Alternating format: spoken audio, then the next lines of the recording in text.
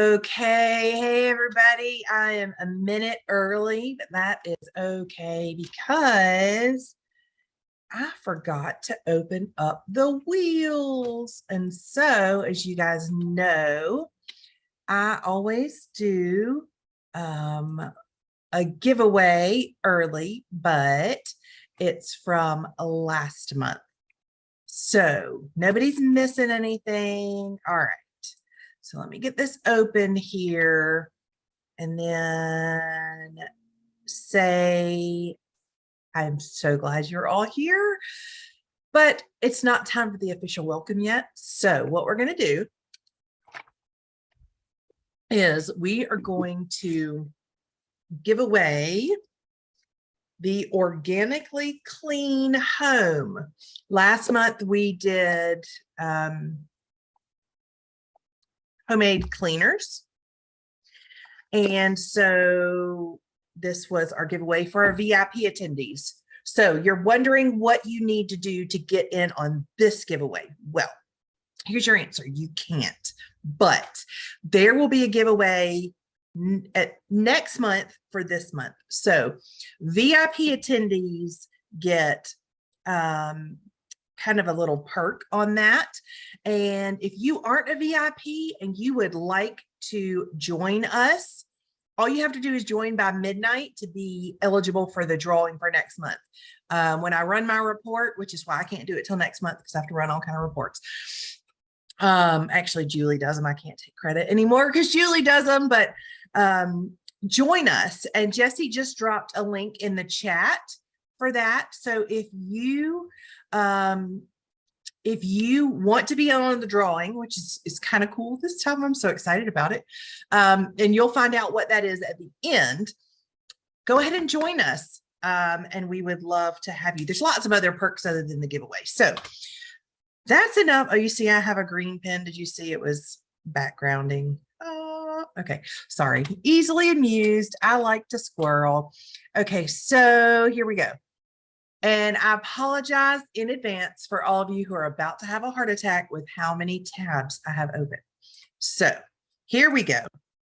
Good luck to everyone that is on the wheel. This is our August VIP attendees. Who is it gonna be? Who is it gonna be? Gonna be Katrina. All right, Katrina. Congratulations. And just so you know, that is why we asked for your address in the registration, because now I will just pop this in the mail to Katrina and I don't have to try and get in touch with her and find her address. That's the only thing we use that address for. There's no mailing list. There's no junk mail, nothing. The only reason we'll ever use your address is to send you something that you have won on a gathering. So with that being said, why don't you in the chat tell me where you're from? We've got 41 people in here right now. I'm pretty sure that's gonna go up. So tell me where you're from. I love to see where all the ladies are from. I know we've got Indiana, we've got Oklahoma, South Carolina's in the house, Montana's in the house. Who else? Who else have we got in the house? Tell me where you're from. Tell me what you're thinking. Tell me how excited you are about learning about livestock guardian dogs, because I think it's pretty cool. So I hope everyone is doing all right tonight. We got a couple more minutes before we officially get started. I've got some hands up. Chat seems to be disabled. The chat. Oh, I was wondering why nobody was chatting with me. I thought y'all were just being all mad at me. Okay, let me see. I wonder why the chat is disabled. It may be because it's before 7, but I'm not 100%. Well, 8. visitor time. But All right, so I'm gonna try to figure this out.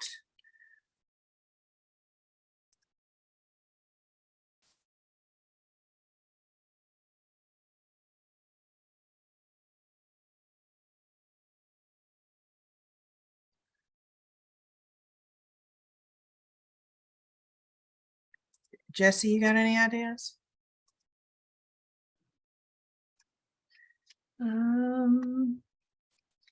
I'll go into Zoom and see if I can see anything on the back end. I'm trying to figure it out, ladies. I am trying to figure out why you cannot chat with me, because I love knowing where you are from. All right, so I'm going to put a test chat. All right. Somebody raise their hand if they see my chat. I know it doesn't help for me. Okay, great. Lista, thank you. Oh, everybody can see it. Awesome. Okay, so I don't know why chat is not working tonight. We have got the Q&A is working though, so that is good. Okay, we're going to go ahead and get started, and then Julie, can you look on the back end and see if there's some way we can get that turned on? I'm working on it. Thank you. All right, so it is 8 o'clock. We are going to get started, and I'm going to be very sad if we are chatless tonight, but you know how it goes. We just go with the flow and wing it. So thank you so much for all of you who are here. Like I said, the chat, we're working on that, trying to get that enabled. The Q&A function is working, so you will be able to get your questions answered. Okay, so we are going to be able to chat in the breakout rooms for sure. So let me tell you a little bit about the breakout rooms. We have, after the gathering, and we'll put the link up, so don't worry about how you get there because we'll do that at the end. We actually go, excuse me, to a traditional webinar format. Let me start over. At the end, we'll give you a link, and it will take you to a traditional Zoom format meeting. This is a webinar, which means that you can only see the presenters and the presenters can't see you. The traditional Zoom, like y'all are used to, is where everybody can see everybody. And sometimes that can get a little overwhelming with a lot of people, which is why we do the gathering in the webinar format to keep noise down and that kind of things. But afterwards, we'll go to the breakout rooms. And this is a place where you will break out into regional groups. And you'll be able to discuss tonight's topic or homesteading, or, if there's something going on in your area that, you want to ask other ladies, how are they handling with their gardens or whatever, this is the place to do it. And I think our speaker tonight, which is going to go and cycle through those rooms. So if you have a question that was kind of more specific, then you could ask in the Q&A. That's a great time to connect with our speakers, because they usually do jump over to the breakout rooms after. It's a lot of fun. It lasts 1 hour. We are very strict about time. We sometimes go over on the gathering, but that is because it's a lot of good information. So we would love for you to join us in the breakout rooms, and we could not have our breakout rooms without our moderators. Jesse, are you able to jump on and give us a rundown of the wonderful ladies that are moderating for us tonight, who we could not do it without? I am. I want to give a huge thank you to Judy Winkleman, Cindy Ball, Julie Bowen, and Renee. I cannot say your last name, and I don't want to butcher it, but thank you so much. She's going to be one of our newer moderators tonight. Thank you, ladies, for always helping out. It's always a blast, and I can't wait to see everyone there. Awesome. Thanks, Jesse. And if you've never done one of those before and you don't know how to get there, how to break out or whatever, Jesse is over there. Before you ever get there, she'll be there waiting on you. And if you have trouble, she will help you get to where you need to go. And if you're also wondering, like, how do I be a moderator? Well, you have to qualify. And how do you qualify? You attend one breakout room. Really, seriously, it's so easy. Anybody can do it. And the moderators are only there to kind of keep the conversation going. If you're interested, email us at media@nlhg.org. Jesse will throw that in the chat and just let us know, hey, can you tell me more about being a moderator? I would love to do that. We would be happy to connect with you and get you on our list, because it really is a lot of fun. I only get to pop in for just a second, but I just love seeing all your shining faces and smiling faces. And when I pop in, I never know what conversation is going to be going on about what homesteading topic, and it's just a lot of fun. So I hope that you'll join us in our breakout rooms after the gathering tonight. Again, we'll give you the link at the end for that. So hang out to the end if you want to go there. Now, one other thing, I know it is just the beginning of September, but we, the media team, have already been talking about topics for next year. So I wanted to give you a heads up. We usually don't send extra emails, but I wanted to give you a heads up. We are going to be sending out an email in the next week or so, and we are going to be sending out kind of a survey about topics that you would want to see for next year. So be looking for that. You can always email media@nlhg.org for if you have something you think that would be a great topic. But what's even better than suggesting a topic is suggesting a speaker with that topic. So look for that, come into an email box near you, because and I'll tell you, all of the topics this year were your suggestions. We, the media team, did not come up with any of these topics this year. They were all suggested, and we kind of aggregated the data and found which ones were most popular and went with those. So I hope you will answer that little survey question, and I hope that you will give us some good ideas and maybe some speaker suggestions, because we only know so many people and you guys know so many more people. So give us a suggestion along with a topic. That would be awesome. So I'm going to put the media email in the chat here in just 1 second.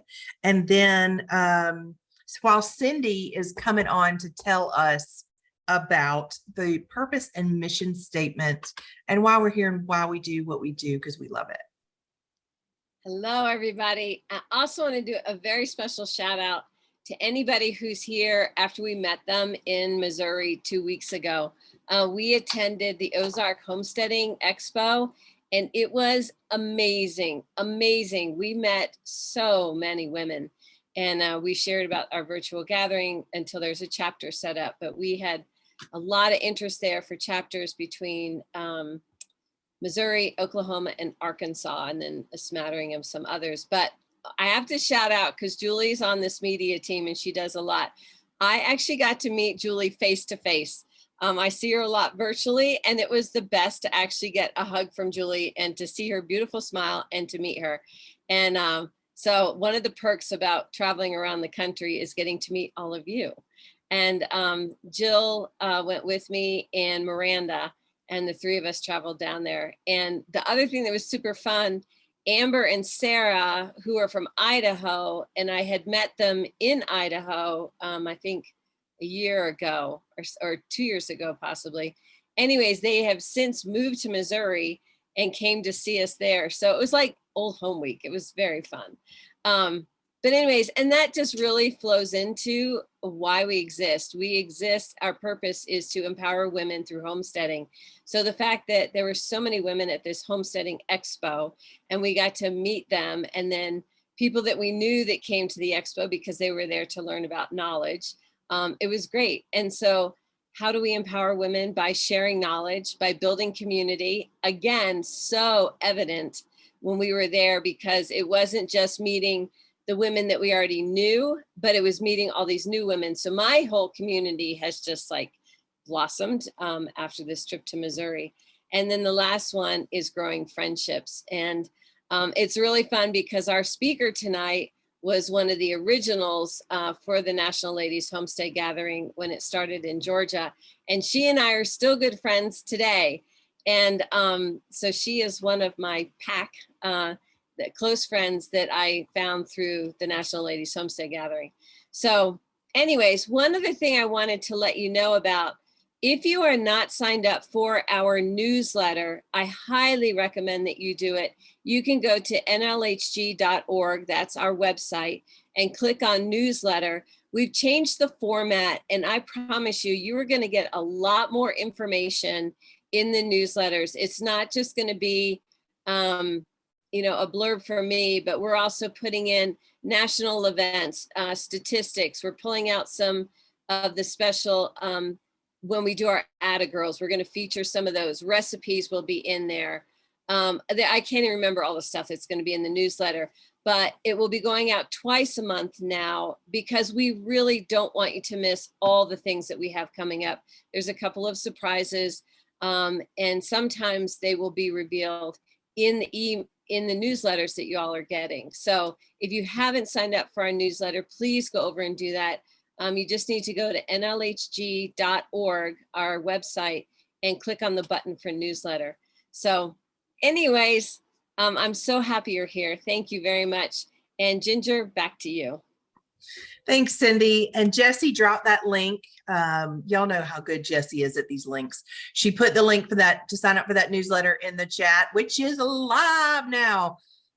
Sorry, I am pretty good at multitasking, but not talking and trying to figure out technology apparently. So, but we got it going now. You guys are throwing in there where you're from all over the country. Take a look through the chat, see if somebody's near you that maybe you didn't know. Maybe you can make a new connection.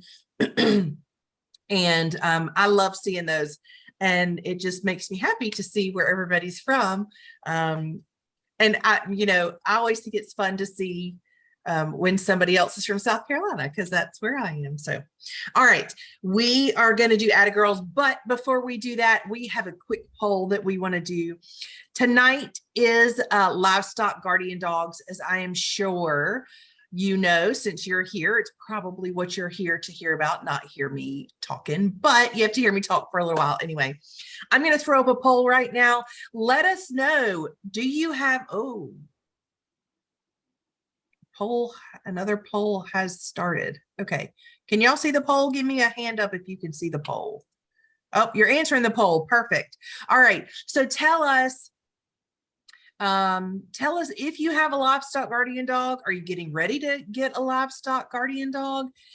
If you have something other than the choices that are on the screen, throw it in the chat. Oh, hi, Christina. I know who you are.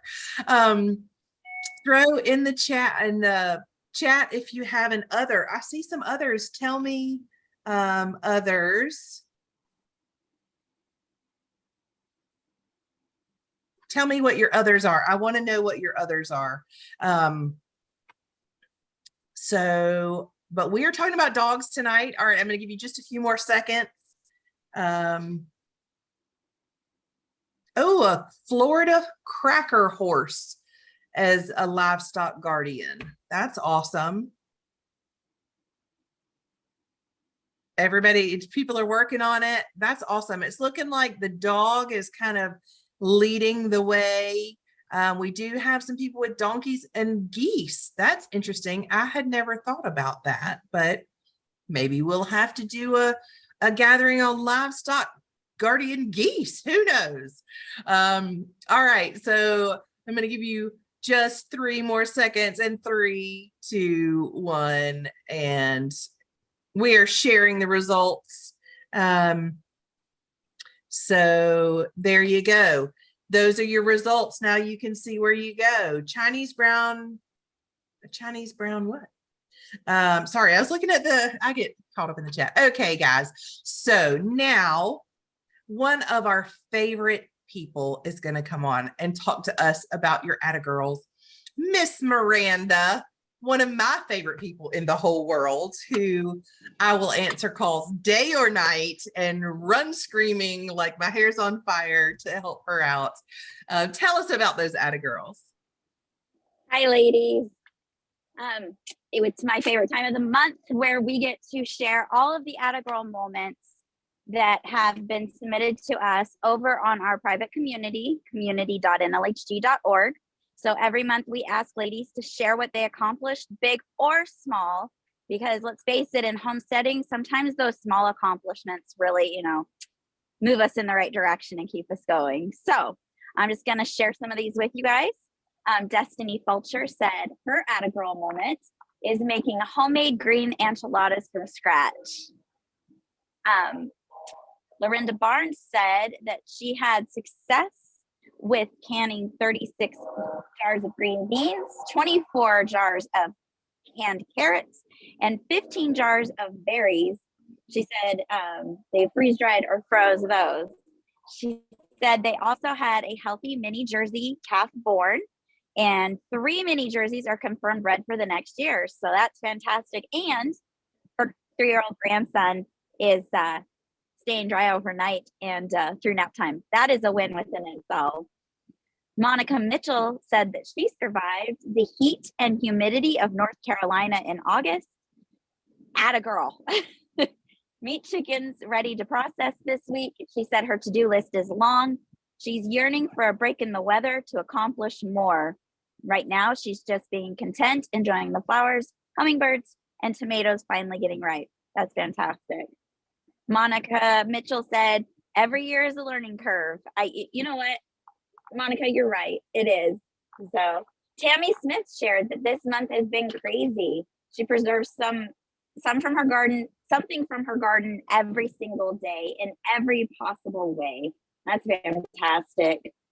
Who else have we got on here? There are so many of these, you guys. It's so hard to only share the few that I do in this short amount of time. Maria Murphy said she successfully canned her first harvest alone, never having done it before. She said she got 22 pints of corn, 7 pints of carrot, 12 1.5 pints of green beans, 10 quarts of potatoes. This list goes on and on and on. And she ends it with saying that she is exhausted.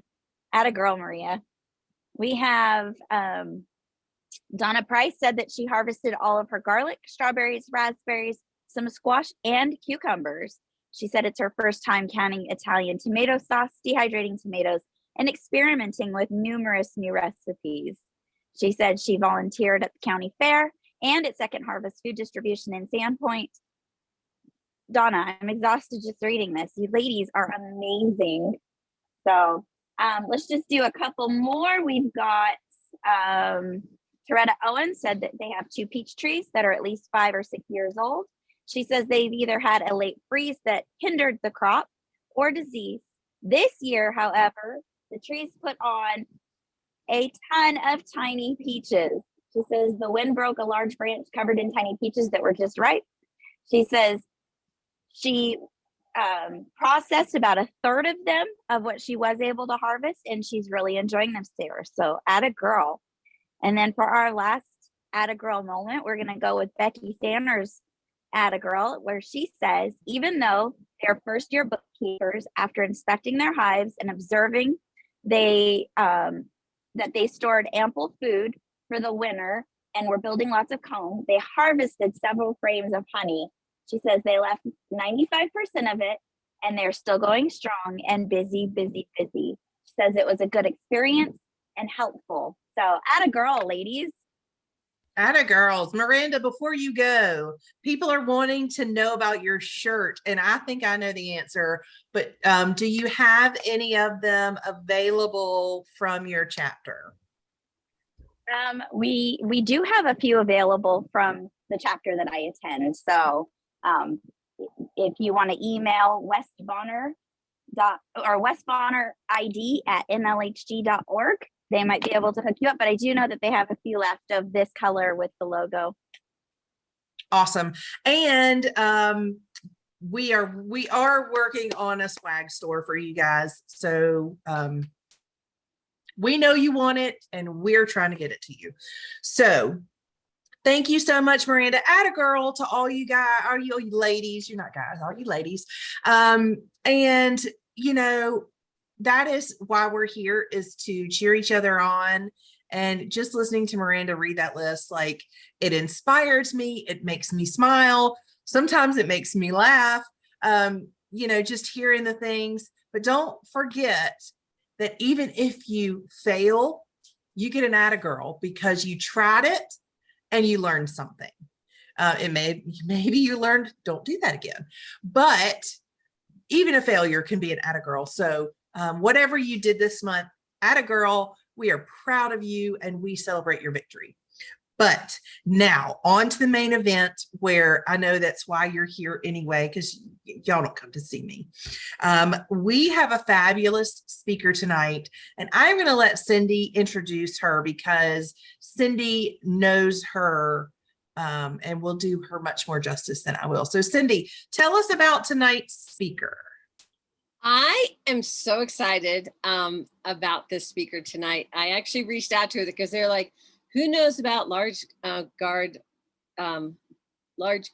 dogs? Sorry, I just do LGD. And I was like, oh, I know somebody who can do this.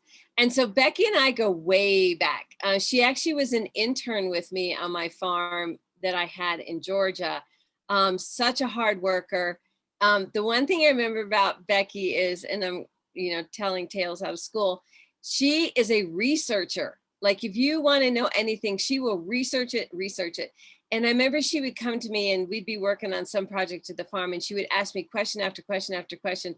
And I finally said, Becky, you just have to jump in. Like, you can scare yourself, you can motivate yourself, but you just have to get dirty and get in.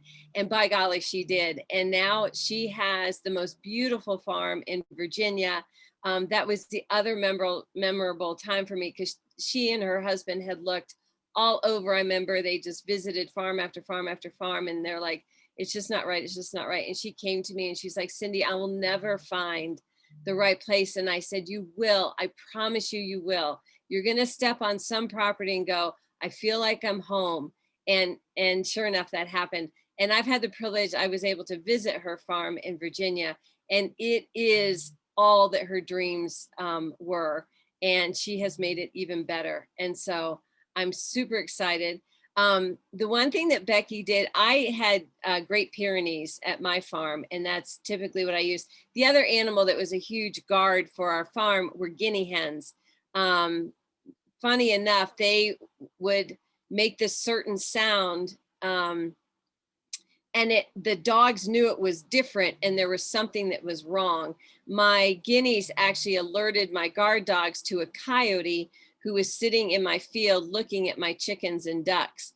And it was the way they made this certain sound, and the dogs would come running. And so the two of them, the two species together, were a phenomenal force of protecting my animals.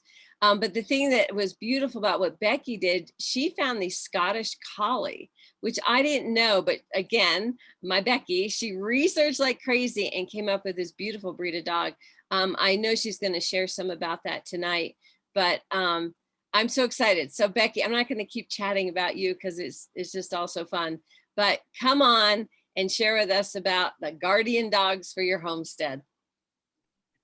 Hello, everybody. Thank you so much for letting me participate tonight. I've been involved off and on with the Ladies Homestead Gathering, like Cindy said, from the beginning, and I'm really thrilled to be a part of this one tonight.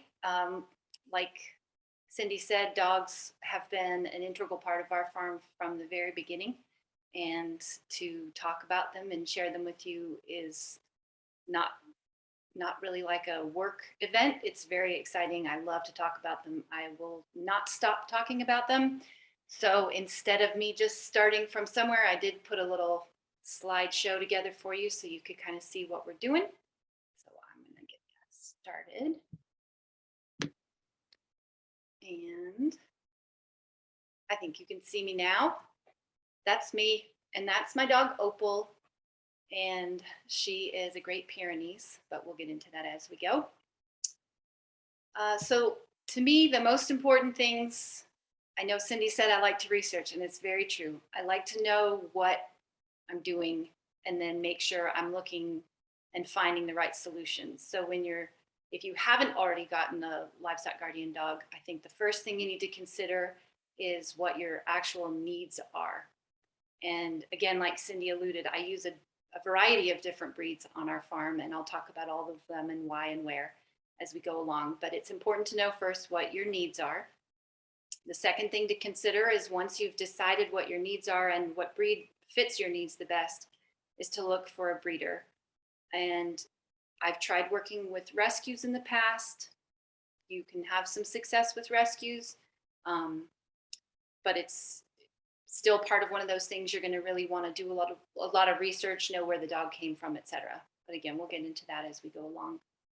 Training is critical with livestock guardian dogs. Some, we can assume that a dog that's been bred a certain way is going to have certain characteristics and instincts, but it is not necessarily true that they will just take it from there without ever causing any problems. And so we do have to be prepared to do some training along the way. Containment and neighbors is really, really important. I bring this up because there are lots of concerns out there about dogs and whether they will stay on your farm, for example, and how is that going to impact your neighborhood. To me, I think they're all problems that are handleable as long as you know what your actual risks are, and then being ready to answer some questions from your neighbors is not a bad idea. And then finally, maintenance. Just, one of the things I didn't know when I got my dogs is how do you feed them? I mean, they live out in the field with your sheep, and sheep can't eat copper, and there's probably copper in dog food. So how am I supposed to make sure my sheep don't eat my dog food and vice versa? So there's some things to be thinking about. If you already own other dogs or even other livestock, you might not even be considering when you're putting multiple species together. So as we get started, the needs and the breeds. So like I said before, knowing what kind of livestock you have in the first place. I picked this picture for the slide because you can see some goats and a chicken, and in the way back, there's 2 little cows. They didn't have a dog with them, and actually these goats don't have a dog with them in this picture either. But we have a lot of species on our farm, and so we wanted to make sure that we were choosing dogs that would be well suited to those needs. We have young kids. We had 4- and 6-year-old when we moved to our farm, so it was really important to me that the dog would be kind and gentle with my children. And some breeds have a reputation of being more aggressive, which is very helpful if you're under very heavy predator pressure, like bears or coyote or even wolves out west. But if your pressure isn't quite that strong and you still have small kids around, you might not want that super duper bear hunter aggressive dog. On-farm visitors, I want to be a learning farm. So when we have people come to the farm, whether they're here for we're a raw milk pickup for another farm in the area, they're coming in and out. We have a small guest cottage on the farm, so people are constantly coming in and out of our farm. I don't allow guests to enter any of the animal pens without me along with them, but I do want to be able to bring children and bring other guests into my animal paddocks. I spoke with a livestock guardian dog breeder recently when I was looking for a new puppy, and she could not believe that I would ever want to have anybody else, any strangers in my pens. And I tried to explain to her that think of myself as a learning farm, as an experience. And it was important to me that the dogs would be okay with that. I'm not going to say that I just send people down, oh yeah, just hop in the fence, everything will be fine. No, I'm always there. I always tell my dogs, hey, this is my friend. And I'm always with them as they enter the pens. And because I've chosen a more laid back breed like the Great Pyrenees, they tend to be perfectly fine with strangers. So, but that's been really important to me, and it may not be important to you. Environment, if you're living in the frigid tundra, you might choose a different dog than if you're living in the sunny summer coastal areas of Florida and South Carolina and things like that. You're definitely going to be dealing with shedding. If you're living somewhere where there's a warm climate, you're going to be dealing with potentially hot spots and other skin related issues if you're in a damp, moist area with a coat with a dog whose coat is very thick, you're going to need to be thinking about that kind of thing. And then kind of like I mentioned earlier, what are your threats on the farm? Are you worried about airborne predators like hawks and things like that? Or are you dealing with snakes? Are you dealing with bears, etc.? So you need to really know what you're dealing with before you start looking for breeds. And just to kind of give just a very quick, brief glance at a couple of breeds. These are just, I think I picked 5 or 6 of the most popular livestock guardian breeds. There are lots of breeds. So when you really get into it, you can get pretty deep into that rabbit hole, or you can kind of stick with the more common breeds like these, the Akbosh, which has I would consider to be a medium coat. The Anatolian I would consider to be more on the short or thin coat. And then, but this is one of those breeds that has a reputation for being more aggressive, which is why we haven't chosen it. I know a lot of people will cross an Anatolian with the Great Pyrenees and try to get some of the benefits of both of those breeds. The Great Pyrenees, everybody's kind of used to seeing those. And then this is a Maremma, which is very similar to a Great Pyrenees. This is actually my dog, Romeo. No one's ever heard of a Maremma when you start talking about them, but they're very, very similar to Great Pyrenees. And as far as I can tell, they just come from the other side of the Alps. So the Great Pyrenees is a French breed and the Maremma is an Italian breed. That's why his name's Romeo. And then kind of like Cindy mentioned, these are my collies. So on the left is Kep and on the right is Finley. And they are actually brothers from the same litter. They were born here in Virginia. They're about 8 years old now, so this is taken a couple of years ago. But their father was black and white, and their mother was Kep's color, what they call sable, more like a traditional lassie dog.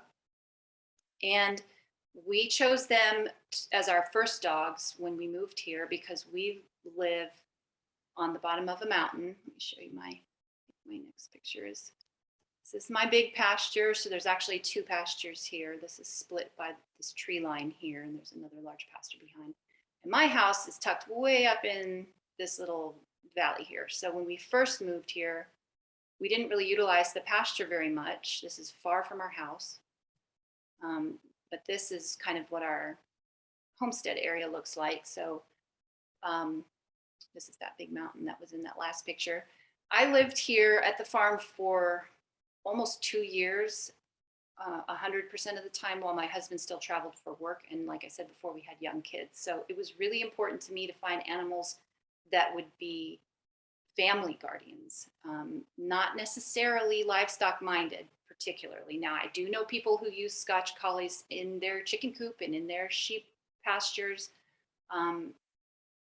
In my experience, I have just found them to be so family bound and such excellent porch guardians. I mean, really, my dog, I should have included a picture. He lays on the stoop outside the kitchen door. If I'm inside, he's laying right there waiting for me to come out. And when I go and do chores, he comes with me. When I'm in the garden, he lays around in the yard and keeps an eye on me. When the kids are playing in the yard, one of those collies is more closely bonded to the kids, so he'll just sit around and keep an eye on them. They bark at things all night long, but they're more home oriented. They're really closely bound to the family, whereas a more traditional livestock guardian dog, like the Great Pyrenees, for example, is going to actually live with your stock full time. So on our farm, we have sheep, and that means we have lambs, which do put us at a high risk, especially during lambing season, for bear and coyote. And it was actually an evening when I was home alone. The kids were in bed. The collies were just 6 months old, and it was a warmish summer night, and the windows were open, and I could hear coyote all of a sudden, and we went running out the house. I took the flashlight and the dogs, and we ran down the driveway, and I was yelling, "Get him, get him, get him." And I could hear the coyote get quiet, and they ran off. And I came home to the house, just panicked, and sat down at my computer and my phone and was like, what am I going to do? I've got to do something about these coyote. And I pick up my phone, and there's a message from my good friend who said, would you like a couple of livestock guardian dogs? I said, absolutely. What do I need to do? And she says, come to my farm, and they're going to come with a couple of goats. So at that time, I inherited two Great Pyrenees, a father and daughter, and a gaggle of milk goats whom I never milked, but I figured it was worth it. So I took the goats. So we have these sheep, and then obviously we've got some of those dogs. I keep chickens. So here's my little pup, Opal. She came to the farm in March of 2020. This is just when she first arrived. We have sheep and chickens. This was just silly. Anyway, we do have a cow. We actually have a second cow now. So a dog that's going to be okay with things changing. Now everybody's going to alert. So when Cordelia came home for the first couple days, it was a lot of noise and a lot of getting used to each other. And then I had to move Cordelia at one point into the pen right beside my sheep.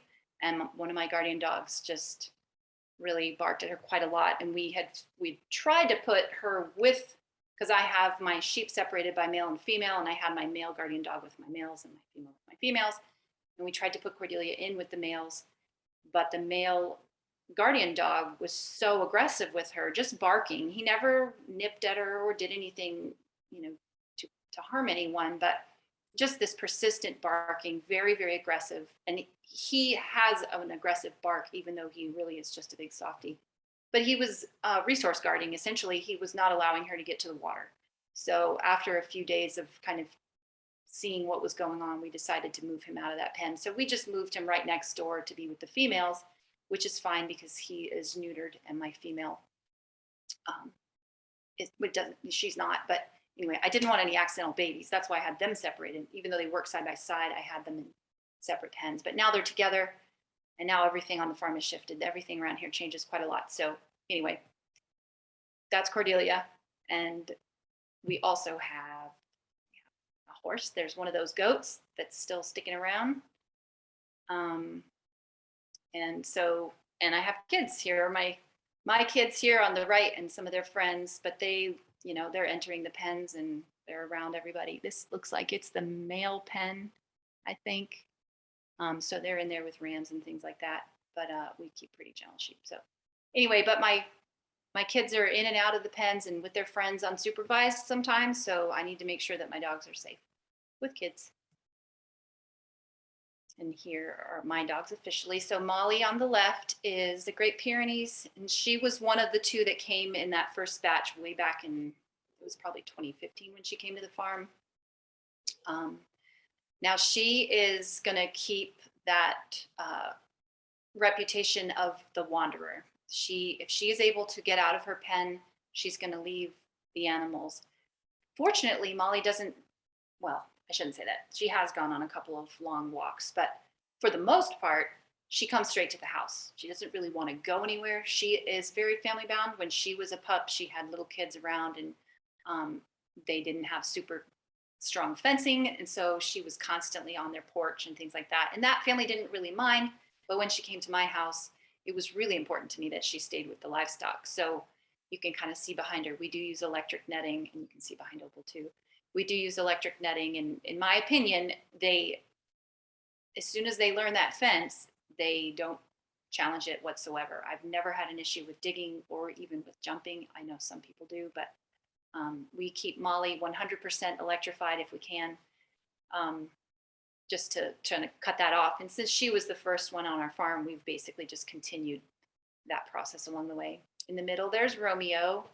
He is a Maremma, and he's a very, very sweet dog. This is him being submissive, so I can take his picture, but he's a very darling dog.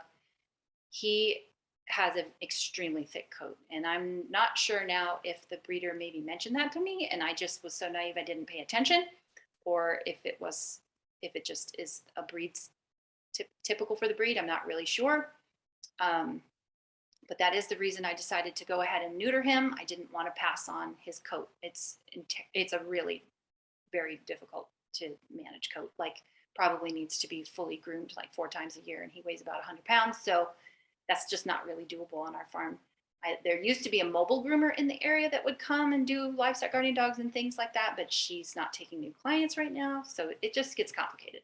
He did get shaved when he got his neuter last year, and he was under general anesthesia, and it was at a vet clinic. So he looked like it was very, very bad. But anyway, even that didn't last as long as I had hoped. So, and like I said before, he is a very aggressive barker.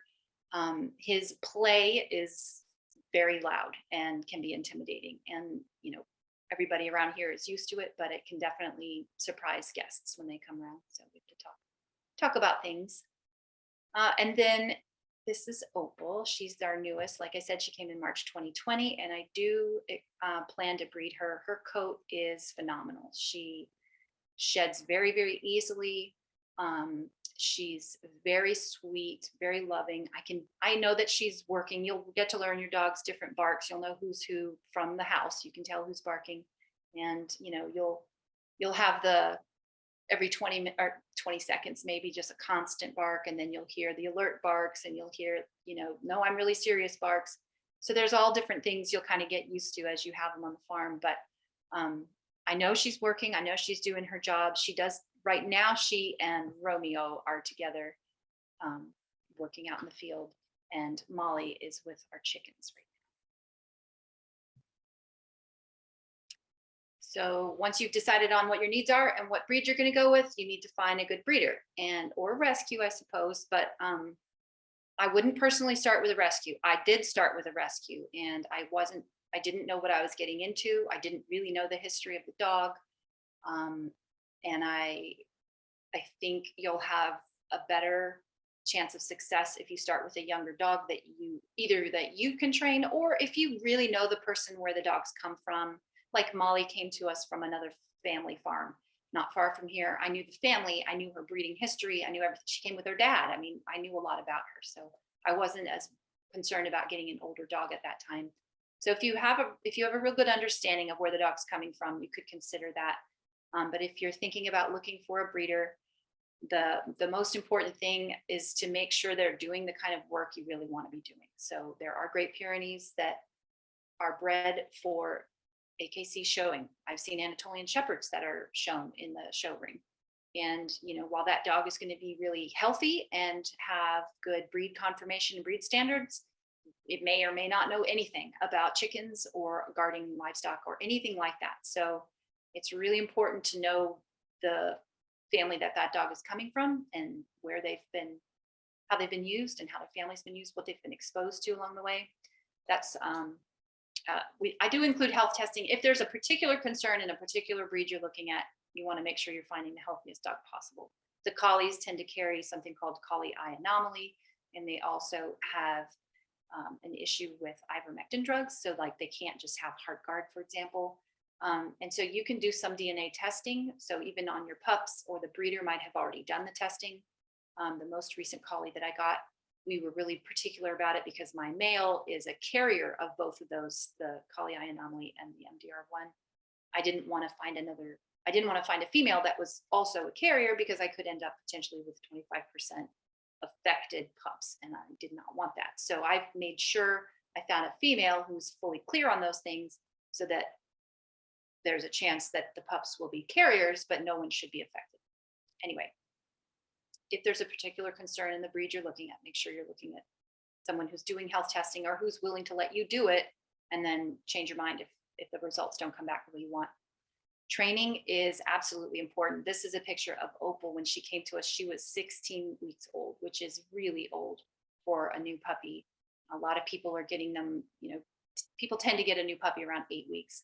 This particular breeder was extremely diligent about training and insisted that we wait as long as possible to take her. She was exposed to all kinds of livestock. She was also held within electric netting and things like that. So she had a lot of similar experiences on her farm that she was going to have at our farm. She grew up quite a lot with other dogs around to kind of show her the ropes. I'm a firm believer in having another dog help with the training. Another reason I was happy to have Molly come to the farm was she already knew what she was doing. So then when I got Romeo as a pup, he had an example to look up to. I also rely heavily on my breeder for going forward. If I have any questions along the way, I'm going to call and ask. But even if I do decide to breed Opal or another dog, I'm going to reach back out to my breeder and just ask, you know, is there lines I should avoid? Are there areas of the country that I should consider to make sure we're keeping the breed healthy and having a lot of good, they call it hybrid vigor. not a lot of inbreeding. I don't want to breed to another dog in my area necessarily because they would probably have similar bloodlines and things. And I put location at the very bottom of the list as far as priorities because you're going to get what you pay for. And if you're willing to drive, then you will have a better chance of finding a good quality dog. My latest Scotch Collie puppy came from Texas. I have a brother in Texas, so he was willing to get her for us. And we drove 12 hours each and met halfway in Mississippi.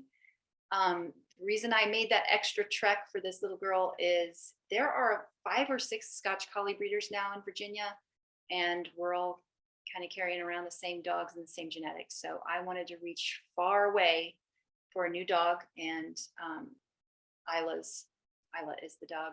Her bloodline, her family is actually from California, so she's quite a distance away, and hopefully that means we won't have any close relations in our area. And that's why I did that. Here are my kids. This was when we got Romeo, and unfortunately I have no idea which one of these is Romeo at this point, but I felt I always want to meet the pups, obviously, on the farm, see where they're raised. And you can see in this way background here that these pups were raised right away with sheep. So I can't quite see, but there was a little barn up in this area, a very small barn. So these dogs were born and raised in the field. They were not house dogs at any time. They lived out in the field. They had their own little barn. The sheep were around. I think the sheep shared the barn, so they might have been coming in and out. Not really sure. But they were working dogs from the very beginning. And then this was the day that Opal came home. This is our little mutt, Millie. And that's my daughter there. And you can see how much bigger. I mean, this is what a 16-week-old dog looks like versus Romeo, which we probably got when he was about 8 weeks old. And this might sound harsh to you, but like I said before, he was raised in a barn, and when he got here, he went straight out to the field. So this is a picture of Romeo, and we built a little pen for him right in the midst of the sheep. So the adult livestock guardians were outside of his pen, but inside the sheep pen. So they would be in this area here. He was able to have companionship and be nearby. We went out to him every morning and evening and fed him and made sure he had water and all that good stuff. We visited with him and played with him and let him know that we loved him. And you can see he has his own little doghouse. This was probably the best part of his whole life, because after this he had to fight for everything.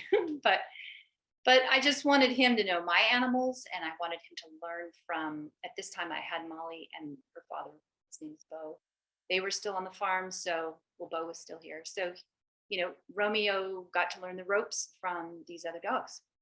And I can't remember how long we had him in this setup, but it was a good couple of weeks to make sure he was big enough to fend for himself. One of the issues we ran into is, at this time, I think we must have had all the sheep in together, both males and females. And one of our males at that time was very aggressive.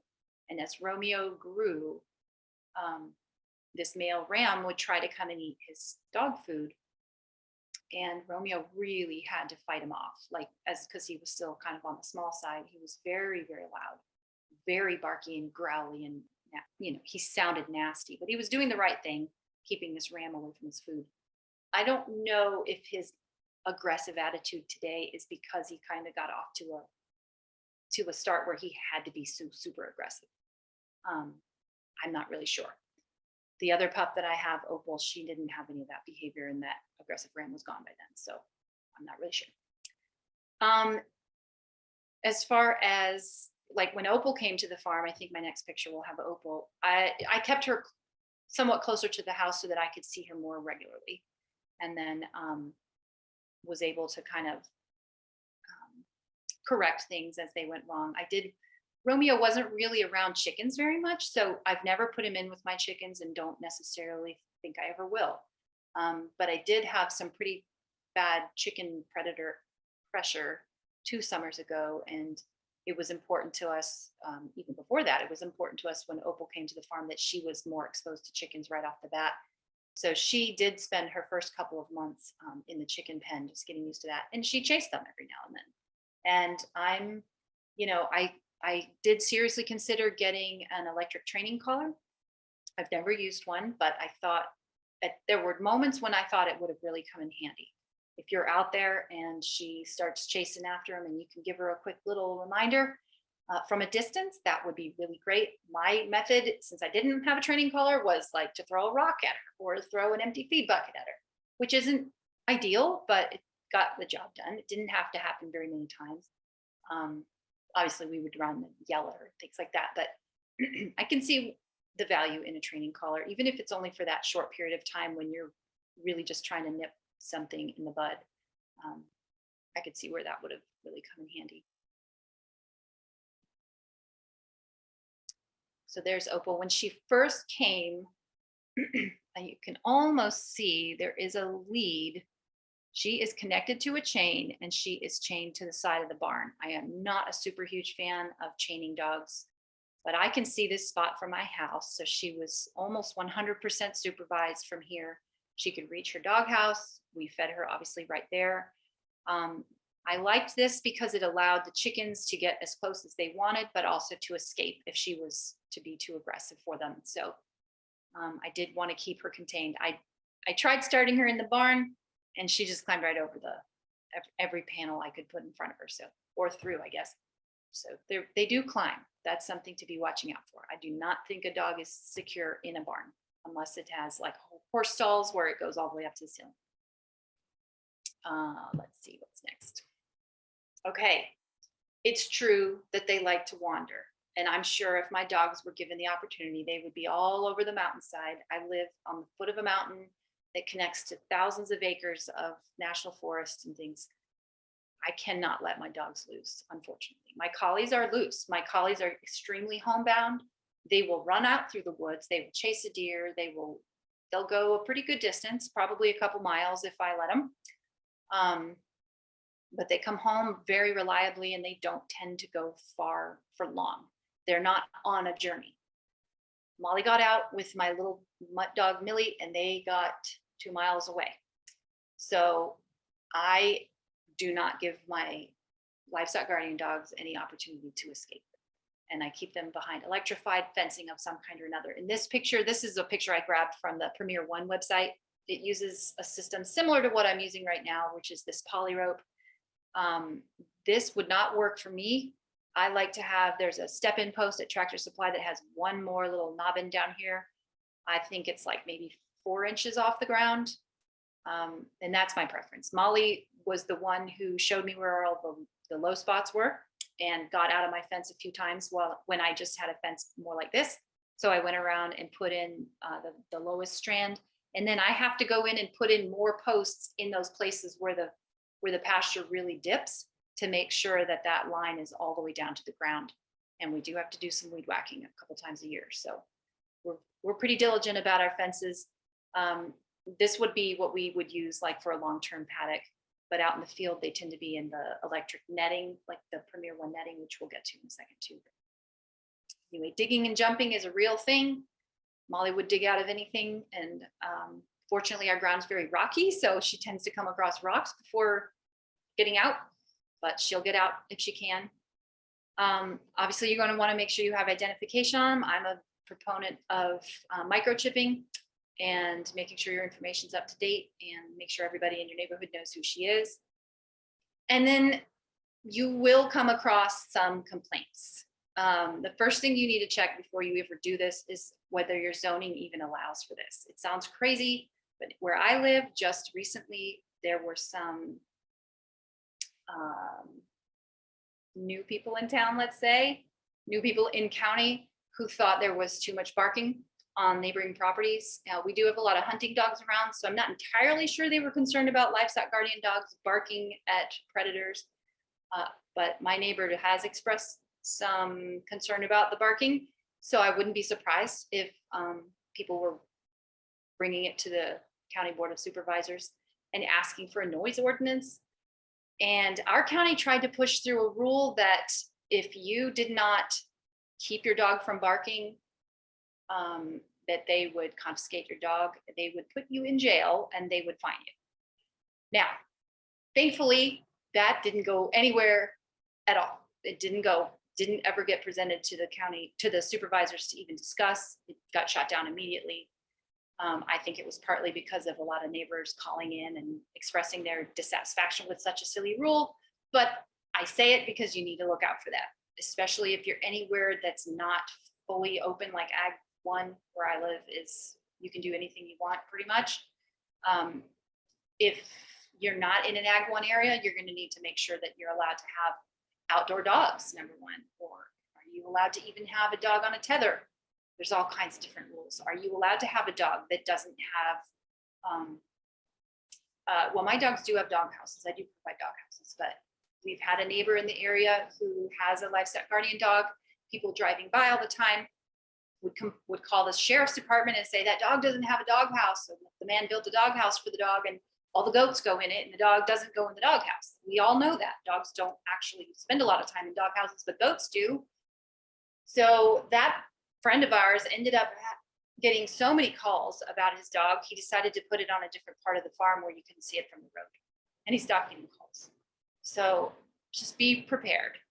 You will get comments about, you know, that dog lives outside all the time and doesn't he get cold? And, you know, yes, he probably does get cold, but we do choose a dog that's coat and temperament and all of that is matched with what our environment is like. So I'm not worried about my dog that puts on a thick winter coat and could live in the Alps. I'm not worried about her in the wintertime. And no, she would not be more comfortable in my house. Absolutely not. She'd be sweating and miserable. So, but you're going to get those questions anyway. Just like people are going to ask if the chickens should be in the house, right? Or should the cows come in the house? I mean, where does it start? Anyway, obviously I could go down that one. So to head off just the winter questions, we can start there. This is Romeo. It's winter. You can see in the background. So this is supposed to be a sheep shelter. And then this is my dog house. And obviously I have two dogs, 2 dog houses. Again, the dogs don't really use them that much, but there it is. And this is that this is called poly rope. It's from Tractor Supply. And that's the one I do 4 strands of. That's a good picture of Romeo. And then this is Opal in more of that. This is the netting. So this goes all the way to the ground, like all the way. So this requires more mowing, and we actually mow a path for this every single time we move the fence. And this is what I use for temporary fencing, and I do move this every couple of days. You can see it's where they just were is brown over here, and this is where they are now. So they're on their way to be moved again, probably. But this was right around her first birthday.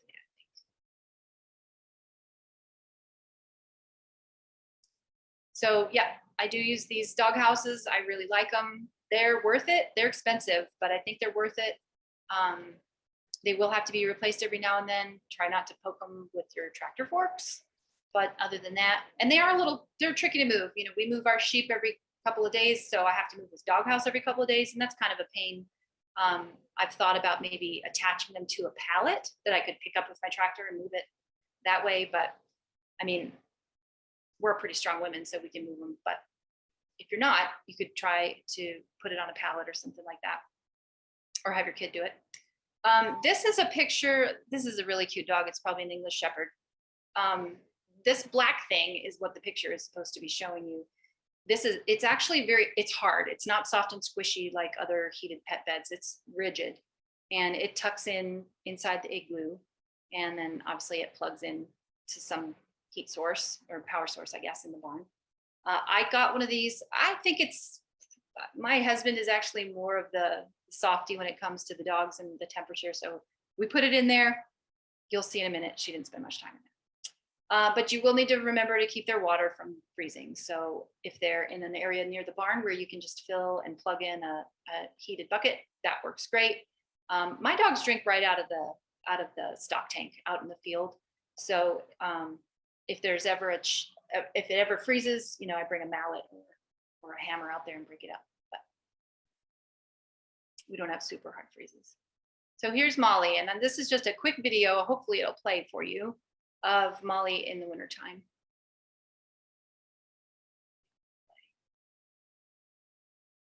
Oh no. What is the thing?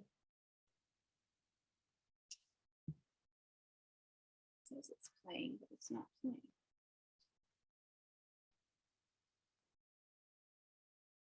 Maybe you can hear it.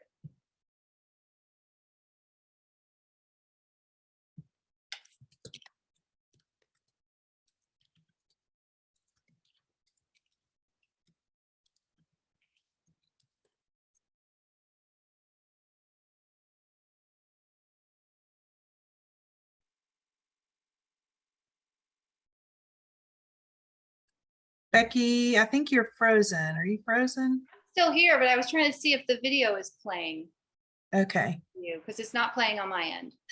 It's not playing on our end either. We are getting short on time, so We'll skip on through. I'm almost done. okay. Sorry. So Molly is in this pasture that's full of snow, and her doghouse is right beside us, and she did not go in it at all in the snow. This is another way you could handle a snowstorm. We brought them into the barn and put their netting up around way outside the barn. And the sheep came with them because that was a really big snowstorm. So obviously there's typical dog things to be thinking about. Like I mentioned before, grooming is really important. So I prefer to choose a dog that doesn't need much grooming. And then of course we do have to plan for them if we ever leave the farm, just like any of the other animals, making sure they have somebody to take care of them. These are our guys eating in the field. I just keep their bowls right outside. You can see there's a bowl right there. I keep them right outside the pen and feed them in the morning. And then I come back and feed them in the evening. And they stay in there 24 hours a day, 365 days a year. This is just to show you the combination of fencing and again with feeding. So this is my collie who does not go into the pen. And then my guardian dogs who are in with the sheep. Eating, lots of eating pictures. There is a grooming event. I think this was Molly that I was grooming, but I'm not 100% sure. But this is just probably 2 hours worth of brushing, and you can see I bring a knee pad. It takes a long time. They don't like it very much, but it has to be done. So keep that in mind when you're thinking about which ones to get. And I think that is the end of my slideshow. Thank you guys. Sorry that it ended up a little longer than I wanted. There's my pups when they were babies. Thank you so much, Becky. We do have a couple of questions. One is a very human question, has almost nothing to do with dogs. And Sheila says the thing that is stopping them from getting a guardian dog is that she can't get past the fact that they will be sleeping outside while the other dog is inside, warm and comfy in the bed.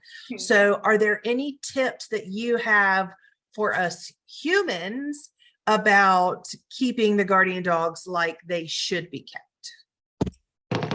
Oh, we dealt with that too. Again, we started with the collies, so we kind of worked our way into it. When the collies first came home, they stayed in the house until because they came home in like September, and I wasn't really ready to put them out full time until after the winter had passed. So they came in the house, they had kennels.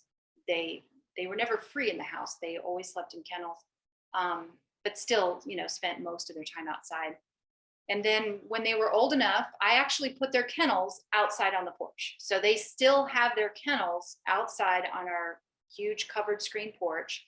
And yes, they have heated beds too.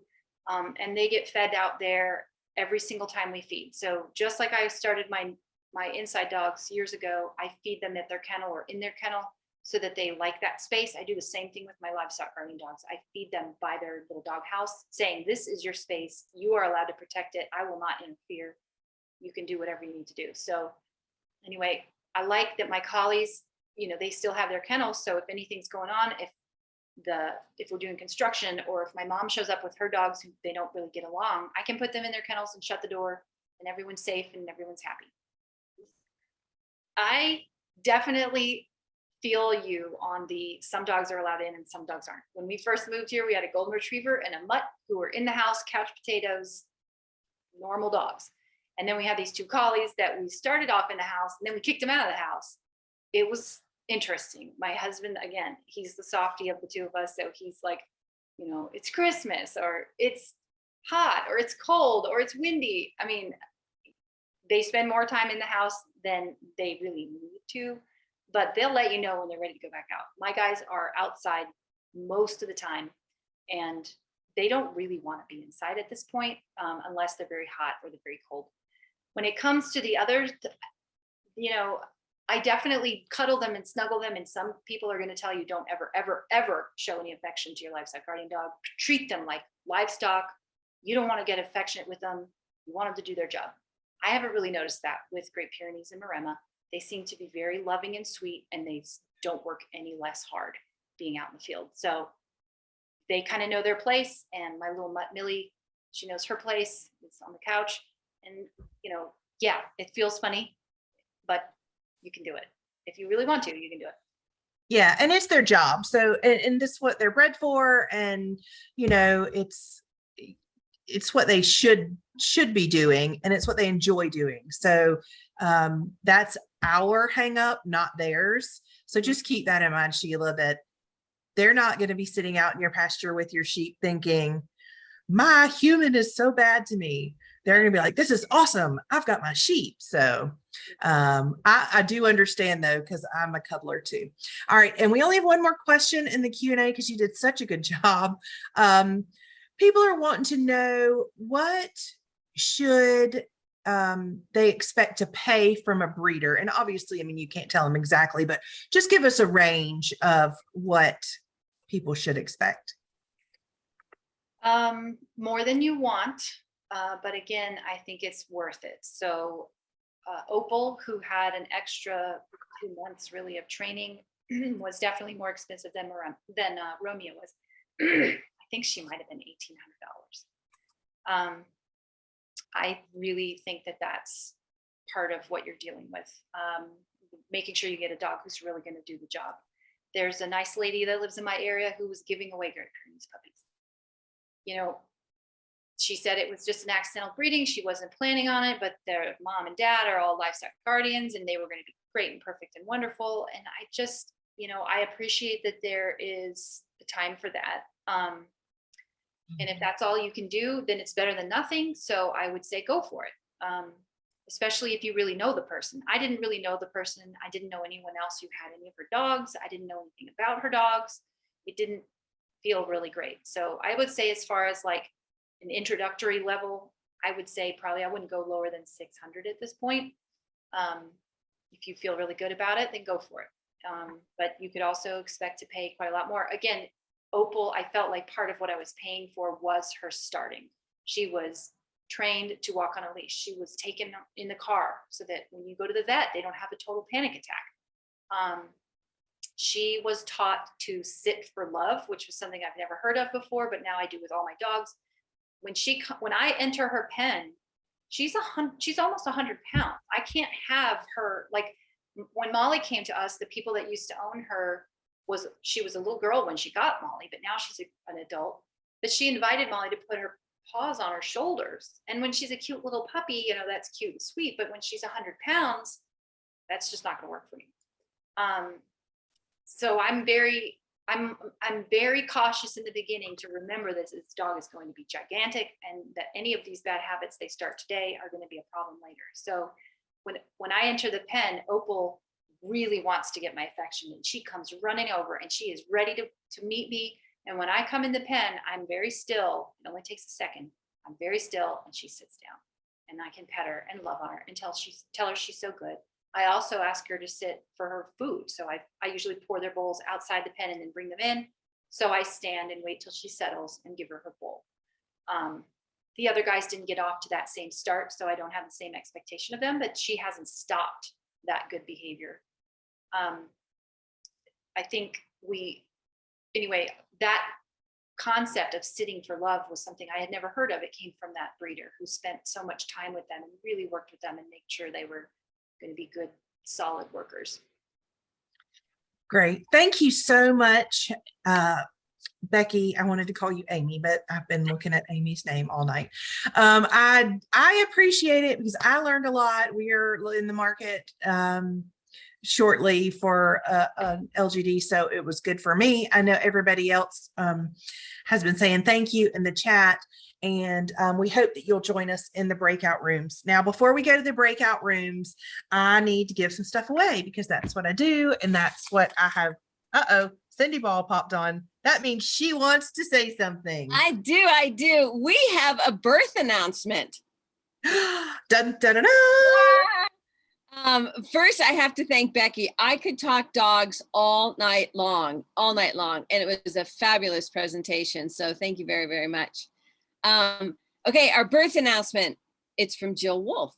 And she has been working on this project for so long, and Miranda alluded to it earlier, but we do have a National Ladies Homestead Gathering store, and all the merchandise that's in it has our logo and all the stuff in the fields for LHG. So yes, we've been asking about this for a long time. Jill's been working on a long time. There's been help from Amanda and Miranda on getting all the stuff set up. And so there it is. Look at that. Look at all that fabulous. A phone case, that's on my list to get there. Backpack, all these great items. And so we're going to put the link for this store up in the chat and you guys can go there, but it is live as of tonight.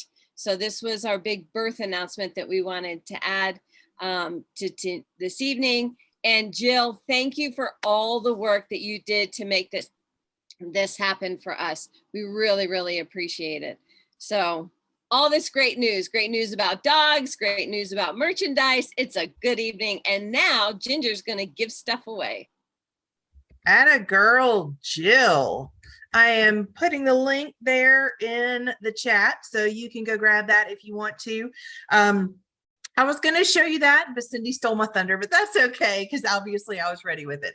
Okay, giveaways real quick because I know we're running behind and we got to get to the breakout rooms. Magazine bundle for all attendees. No. Strike that. All VIPs. That means if you are a VIP member, whether or not you can hear the sound of my voice tonight, you are in this drawing. So you don't even have to attend. You don't even have to attend the gathering to be on this wheel. So many names. I can't even guess where it's going to stop or who it's going to say because we have so many wonderful VIP members. And our winner is Jennifer Lippert. Jennifer, all right. I am writing that down so I don't forget. Awesome. All right. So we'll remove her, but that doesn't really matter because we're going to the next one. Can't see on my, oops, there's my agenda. Let's see, because the menu is blocking me. All right, so our next wheel of names, this is for all attendees. Oh, Becky, let's back up one moment and we'll stop sharing. Becky, tell us what the VIP attendees are going. So, okay. So if you're a VIP member and you have attended this gathering, or if you join us by midnight tonight, and because I'll be honest, I don't look at the time. I just look at the date. So tell us what our VIPs are going to, or one VIP is going to win next month when we do the drawing at 7:55. They are going to win 2 skeins of yarn from my farm. These are from the little U Dot. She was probably in those pictures, but anyhow, this is Rommeldale wool. So it's kind of like a merino, and it's grown on my farm and processed in the same county at a very small mill not far from here. And so it is mill spun. It's not hand spun or anything, but it's beautiful. It's all natural. It's undyed. It's just gorgeous and squishy and wonderful. It is gorgeous. Thank you so much. All right. So I put the join us link in the chat. And if you are not a member yet, but you want to get in on that giveaway, or you just want to get all the other good discounts and goodies that we have, then join us and you'll be eligible for that giveaway. But for all attendees, VIPs or not, I have this really cute, it's a baking dish. And it says gather on it. It's getting to be that time of year where we're all going to start baking stuff. So let's see. I am going to share my screen one more time for the wheel. This is all attendees. If you are here tonight, your name is on this. Hey, let's hope that you win. I'm pulling for you. Oh, Sophia Rose. That's awesome. All right. So now, next on to the breakout rooms, because I know y'all are dying to get to the breakout rooms.